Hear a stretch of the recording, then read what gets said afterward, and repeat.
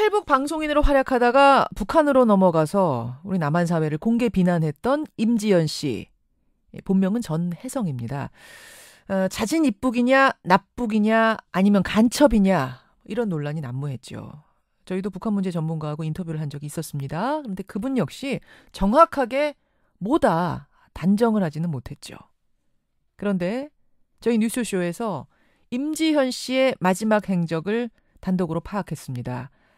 임지연 씨가 한국을 떠나기 전에 나는 북한으로 간다 분명히 밝혔다는 겁니다. 취재를 한 김정훈 기자 나와 있습니다. 김정훈 기자. 네. 이게 무슨 얘기입니까? 임지연 씨가 입북 의사를 밝히고 떠났다고요? 그렇습니다. 임지연 씨가 한국에서 교제하던 지인 K 씨를 어렵게 찾았는데요. 예. 임 씨는 K 씨에게 너랑 헤어지면 자기는 북한에 다시 돌아갈 것이라 이렇게 말해왔다고 합니다. 어허. 두 사람은 3월 말에 자연스럽게 결별하게 됐는데요. 예. 이틀 후에 임 씨로부터 마지막 카카오톡 메시지가 왔다고 하는데 카톡 메시지? 예, 그렇습니다. 이 부분 한번 들어보시죠.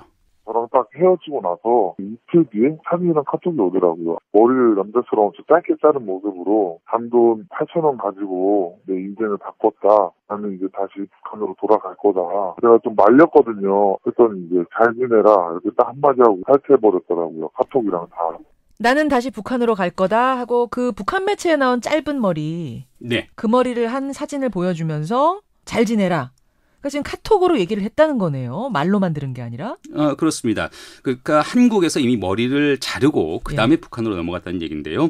임지연 씨가 북한 매체에 등장할 때 말씀하신 것처럼 이전과는 달라진 머리 모습으로 그 배경에도 관심이 모아지지 않았습니까? 완전 짧은 머리였죠. 네, 입북 전에 이미 머리카락까지 자르는 등 스스로 그 변화를 꾀했다는 겁니다. 그럼 단돈 8,000원 가지고 내 인생을 바꿨다 할 때 그 8,000원은 미용비? 그렇습니다. 그렇게 해석이 되는 대목이죠. 그러니까 북한으로 갈 결심을 하고 아예 머리까지 잘랐다는 얘기인데 임지연 씨, 우리가 알기로는 잘 나가는 뭐 거의 준 연예인급이다 이렇게 알고 있었는데 네. 한국 생활이 그렇게 고달팠다는 얘기인가요? 우리가 알고 있는 것과는 달리? 네, 임 씨는 방송에서 비춰지는 모습과는 달리 많이 외로워했다고 그렇게 K 씨는 전했습니다. 딱히 의지할 사람이 없는 남한 생활에 적응하지 못했고요. 예. 또 북한에 있는 남아있는 가족들을 그리워했다고 하는데 이 부분도 들어보시죠.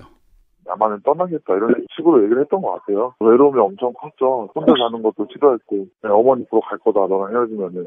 어머니 보러 갈 거다 너랑 헤어지면. 네, 그렇습니다. 임 씨 입북 배경을 두고 채무 문제가 제기되기도 하지 않았습니까? 빚이 있는 거 아니냐. 뭐 빚 독촉하는 고지서가 그 임 씨 떠난 후에 많이 왔다 이런 보도도 있었어요. 예, 그렇죠. 그런데 방송 출연료 등으로 생활고에 시달릴 정도는 아니었다는 게 그 곁에서 지켜보았던 K 씨의 설명입니다. 근데 임대주택을 신청하려다 못했다. 그러니까 좌절이 됐다. 네. 또 중국에서 만났던 남성하고 돈 문제가 얽혀있다. 이런 보도도 있었는데요. 맞습니다.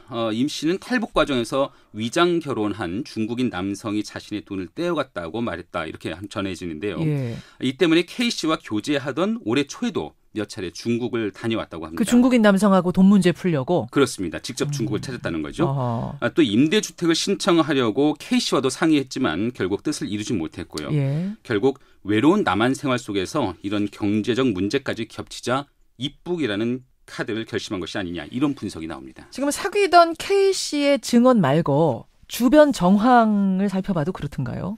네, 저희가 살펴봐도 K 씨의 증언이 주변 정황과 맞아떨어지는 점이 많이 있어 보이는데요. 예.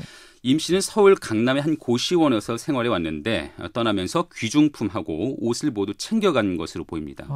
특히 액자 속에 사진까지 빼갔다고 하고요. 그래요? 이런 점도 자진 입북 가능성에 무게를 싣고 있죠. 그렇죠. 다만 입북 결심 과정에서 북측이 어떻게든 임 씨에게 영향을 주었는지 여부는 더 파악을 해봐야 할 것 같습니다. 그러니까 입북을 결심해서 스스로 간 건 맞는데 그렇죠. 그 과정에서 북한이 어떤 영향을 오라고 설득을 했다든지 압박을 했다든지 뭐 있는지 없는지 여부는 아직 좀 더 들여다봐야 된다. 맞습니다. 그 부분은 수사당국도 한번 가려봐야 될 부분이네요. 정리를 하자면 지금 남한 사회에 정착 못하고 북으로 돌아갔다. 자진해서 갔다. 이건 확실한 것 같은데. 맞습니다. 이게 이제 임지연 씨에서만 그치는 일이냐. 아니면 이런 사례가 적지 않느냐. 이게 우리가 주목할 부분 아니겠습니까? 어떤가요? 현재까지 북한을 떠나서 남한에 정착했던 이들의 수가 3만 1,000명에 육박합니다. 예. 그런데 이런 이들 가운데서 25명은 다시 북으로 돌아간 것으로 확인이 됐습니다. 그런데 드러나지 않은 북한행 탈북자들의 수는 훨씬 더 많다는 진단도 나옵니다.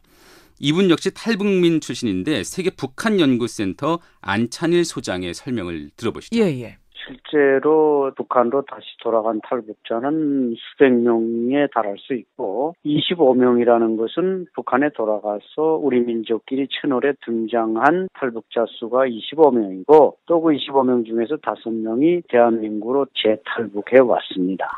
우리 민족끼리라는 그러니까 대남 선전 매체에 등장한 사람만 25이라는 거지. 이게 지금 더 있을 수도 있다라는 드러나지 얘기예요. 않은 사람들 수는 얼마인지 정확히 파악도 안 되는 거죠. 또 북한으로 돌아간 탈북자들은 체제 선전에 활용될 수 있기 때문에 심한 처벌을 받지도 않는다. 이런 주장도 나오는데요. 그래요? 지난 2013년이죠. 탈북했다가 다시 입북, 그다음에 다시 또 재탈북을 이어갔던 김광호 씨의 말을 한번 들어보시죠. 예. 사람들이 생각하는 대로 넘어가면 일단 뭐 엄청나게 고문당하고 구타당하고 뭐 그런 건 없어요. 다른 분들은 일상적인 생활을 하는데 교화소를 가거나 뭐 그런 것도 아니고. 네, 그런 데는 안 보내요. 제 발로 왔는데 왜 보내겠어요. 그렇게 무지막지하게 못해요. 그렇게 무지막지하게 못해요. 네네, 그렇다고 하네요. 다시 돌아온 사람을 어느 정도 환대를 해줘야 또 올 테니까. 맞습니다. 그 북한 내부에서도 처벌을 하거나 그러기보다는 오히려 일상적인 생활을 하게 하는 게 체제 선전에 도움이 된다는 거죠. 그러니까 이번에 임지연 씨 경우처럼 자기 발로 다시 북으로 넘어갈 때 그렇게 큰 위협감을 느끼지 않고 간다는 얘기군요. 맞습니다. 이런 얘기가 탈북자들 사이에서 파다하니까 상황이 곤궁한 탈북자들은 북한행을 대안으로 꼽을 수 있다는 겁니다. 여기에 우리 정보당국의 허술한 탈북자 관리가 재입북 행렬의 또 다른 배경이 되고 있죠. 그래요. 근본적인 해법으로는 과거와 달리 북한을 떠나서 남한으로 오는 이들의 이유가 다양해진 만큼 정부가 맞춤형 지원으로 남한 사회 적응을 적극 도와야 한다는 게 전문가들의 견해입니다. 네, 한편 경찰은 이번 사건 관련해서 국내에서 소재가 불분명한 탈북자 900명 정도에 대해서 행적 파악에 나섰습니다. 소재가 불분명한 사람이 900명이나 돼요? 그렇습니다. 그분들 중에 몇 명이 어떤 곳에서 어떤 이유로 머물고 있는지는 모르고 있는 셈입니다. 그러네요, 진짜. 이게 이제 뭐 간첩이냐 아니냐 어떻게 해야 되는 거냐 우리가 여러 가지 이야기를 했고 임지연 씨는 일단 제 발로 간 것이다라 결론은 났지만 다른 사람들은 또 어떤 식으로 어떤 모양으로 활동하고 있는 건지 전혀 알 수 없다는 거. 이건 좀 답답한 노릇이고 불안하기도 한 노릇입니다. 그렇습니다. 탈북자들을 위해서도 좋은 이야기는 아니고요. 네네. 자, 임지연 씨 미스테리 참 오랫동안 지금 지속이 됐었는데 이렇게 정리가 되는 것 같네요. 제 발로 북한으로 갔다. 그 과정에서 북한이 어떤 영향을 줬는지에 대해서는 지금 경찰이 파악하고 있는 것으로.